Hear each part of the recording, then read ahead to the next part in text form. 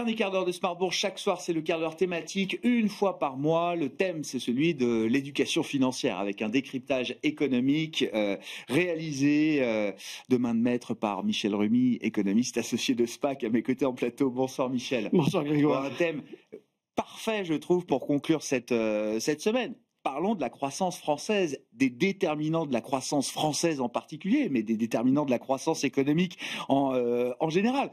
Je veux bien quand même votre lecture de ce chiffre qui a pu surprendre à la fois les économistes, les prévisionnistes, l'univers politique également peut-être, parce qu'on avait déjà affiché 0,3% de croissance au Q2 pour la France, qui est déjà une performance un peu supérieure au standard habituel, et là on se retrouve avec un plus 0,5.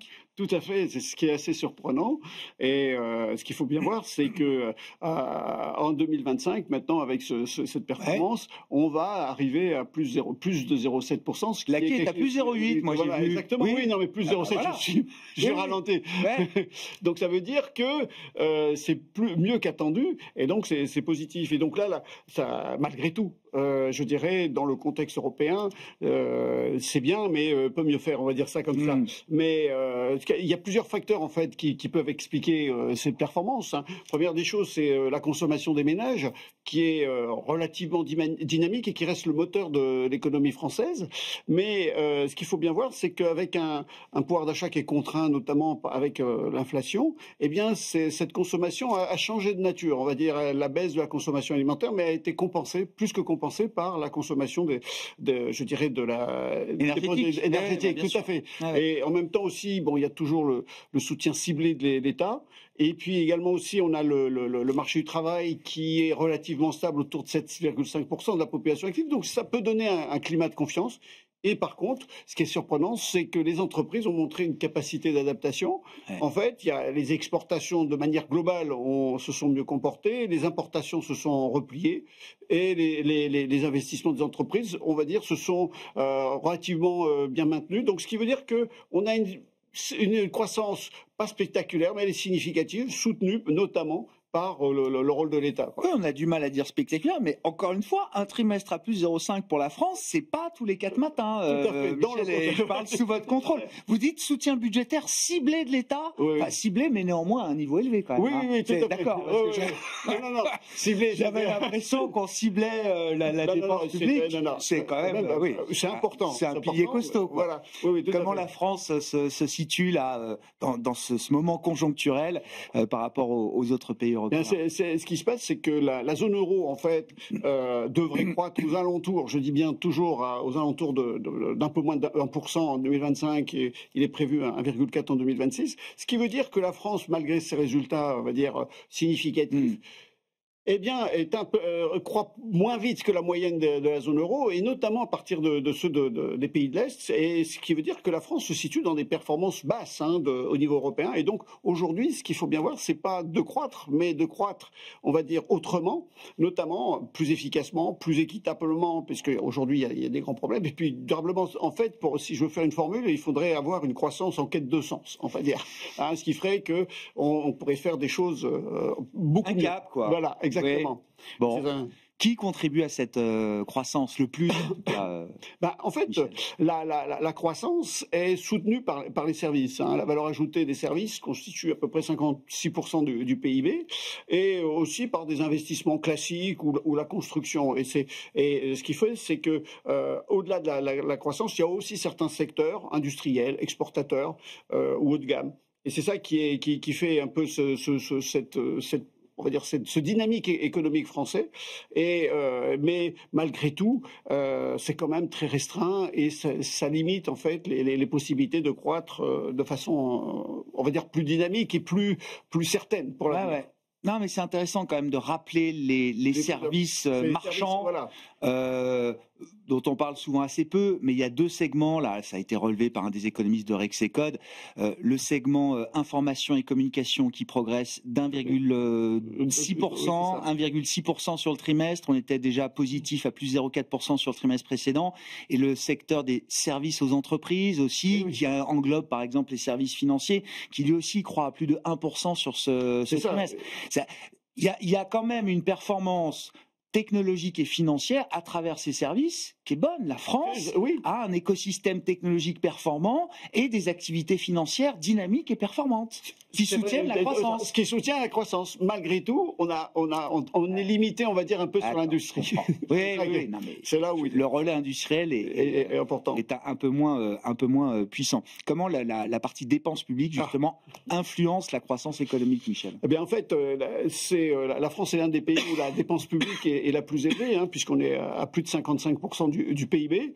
Et dans le contexte actuel, eh bien, le moteur privé est hésitant, ce qui veut dire que les entreprises, eh bien, ont des réticences à investir. C'est pour ça que tout à l'heure, quand je disais que les investissements sont repartis, se sont redressés, c'était assez exceptionnel. Et donc, en fait, la dépense publique, en fait, va jouer un rôle de stabilisateur automatique à travers les transferts sociaux, comme les allocations, les retraites, qui maintiennent, on va dire, un niveau de demande. Également, les investissements publics dans les infrastructures, qui vont créer de la valeur ajoutée et en même temps des emplois, et puis aussi des plans de soutien ciblés, comme je disais, qui évitent les faillites en chaîne, comme on l'a vu après la crise énergétique. Mais malgré tout, toute cette dépense a aussi une limite, c'est qu'elle gonfle le déficit public, et à court terme, certes, ça évite une récession, mais à quel prix?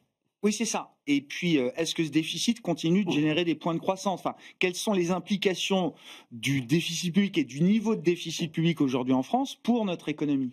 C'est ça qu'il faut bien saisir. C'est que c'est l'autre face du miroir. Aujourd'hui, on estime que le déficit public sera d'environ légèrement supérieur à 5% du PIB, et bon, au-delà du seuil européen. Et ça veut dire que l'État vit au-dessus de ses moyens.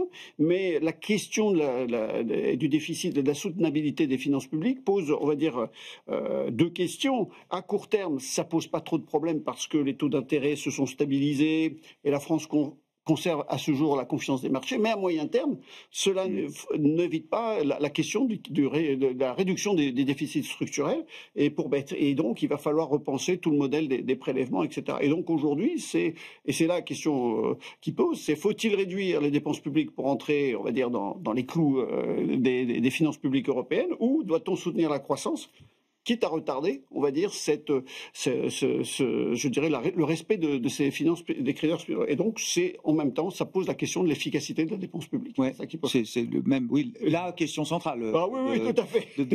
Du sujet français, mais pas que. C'est un sujet global pour beaucoup d'économies. Justement, comment vous, en tant qu'économiste, vous regardez ce débat sur la nécessité de concilier la croissance économique avec ce qu'on appelle la justice sociale aujourd'hui? C'est une question majeure et un enjeu majeur, parce que ce qu'il faut bien voir, c'est que la croissance française profite peu à la classe moyenne et aux classes populaires. Et il y a un sentiment d'injustice qui apparaît parce que les prix augmentent plus vite que les salaires, et en même temps, la dépense publique semble moins cibler les plus fragiles. Et donc, c'est là la fête. Et donc, l'objectif, c'est de concilier croissance et équité. Et en fait, il y a, à mon sens, trois axes. C'est d'abord réorienter les dépenses publiques vers la formation, la transition énergétique et le logement, parce que ça, ce sont des investissements à long terme qui vont créer des emplois, mais en même temps, ça résout certains petits problèmes, même des grands problèmes pour la population. Également aussi renforcer la progressivité de la fiscalité, notamment en allégeant la charge sur le travail et ciblant mieux les aides, mais en même temps aussi, il faut voir le côté des entreprises. Et puis aussi favoriser la mobilité sociale, parce que en fait, si on s'aperçoit que même en travaillant, on n'a pas d'évolution au niveau de professionnel, eh bien, la croissance perd un peu son sens pour la population. Et donc, c'est pour cela qu'il faut recréer un sentiment de confiance. Une croissance injuste est aussi une croissance fragile, comme vous dites, Michel. Oui, tout à fait. Tout à fait, parce que la question qui fait, c'est qu'à un moment donné, on n'est pas à l'abri de retour de bâton sur les tensions sociales, de se sentir à côté du chemin de la croissance, et ça peut poser des problèmes par la suite. Bon, justement, c'est quoi les risques à court terme là pour l'économie française, selon vous, Michel? Eh bien, aujourd'hui, je dis que la France tient bon, mais ça suffit pas. Ça suffit pas. Il faut réorienter les moteurs de la croissance, notamment par rapport aux voisins européens. Il y a trois grands risques, à mon sens. Le risque budgétaire. Si les taux d'intérêt remontent, eh bien, la charge de la dette va être de plus en plus élevée. Ça veut dire que les premières estimations font plus de 70 milliards en 2027, ce qui veut dire que ce serait le premier poste de dépense. Donc, c'est une mauvaise image et en même temps, il faudra gérer la situation. La deuxième, c'est le risque social, parce qu'on n'en voit pas, on le sent pas, on parle toujours finance, mais le risque social est important parce que beaucoup de personnes se sentent un peu à l'étroit. Et donc, si cette tension, cette contestation se prolonge, ça va créer des freins pour l'investissement, pour le climat social et entamer, on va dire, la confiance en général. Et puis, en même temps, le risque externe, c'est que la France, elle n'est pas tout seule. On dépend beaucoup de l'Allemagne, on dépend aussi des exportations vers la Chine ou d'autres secteurs. Et si nos voisins viennent à ralentir leur croissance, eh bien nous on serait, on va dire, touchés par cet effet de second tour. Donc c'est cela qu'il faut poser le problème. Là maintenant, il y a des opportunités. Il y a des risques positifs quand même. Oui, des opportunités. On va terminer sur quelque chose de positif. Il y a une réindustrialisation, il y a la transition énergétique qui peut aussi servir, il y a l'innovation technologique, mais qui peuvent donner une nouvelle dynamique de croissance. Mais simplement, ça c'est beaucoup plus long, qui nécessite aussi toujours le problème du financement, et on retombe sur le débat actuel. Merci beaucoup Michel. Débat en cours au moment où on se parle à l'Assemblée nationale. Michel Remy, économiste associé de SPAC, avec nous une fois par mois, le dernier vendredi du mois pour cet exercice de décryptage économique, en l'occurrence autour des déterminants de la croissance française pour ce troisième trimestre.